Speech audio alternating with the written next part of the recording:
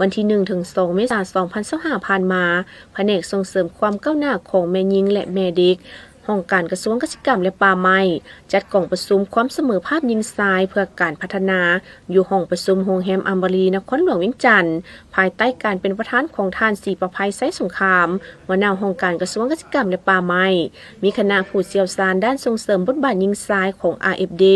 ห้องการภาคพื้นอาซีอาคเนย์ต่างหน้าจากสถาบันความก้าวหน้าแม่เด็กผู้ต่างหน้าจากกระทรวงที่เกี่ยวข้องกรมอ้อมข้างกระทรวงและต่างหน้าผู้จัดตั้งปฏิบัติโครงการย่อยบรรดาแขวงเป้าหมายของโครงการเข้าร่วมอย่างพร้อมเพรียง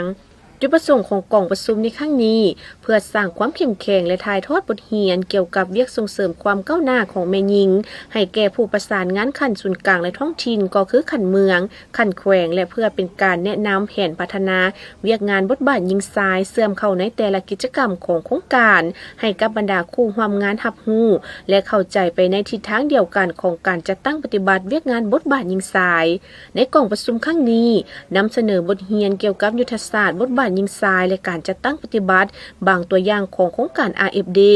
แนะนำความรู้พื้นฐานและปัญหาบทบาทหญิงชายในสาธารณรัฐประชาธิปไตยประชาชนลาวโดยทานนางโจเว่ยเชี่ยวชาญด้านส่งเสริมบทบาทหญิงชายของ RFD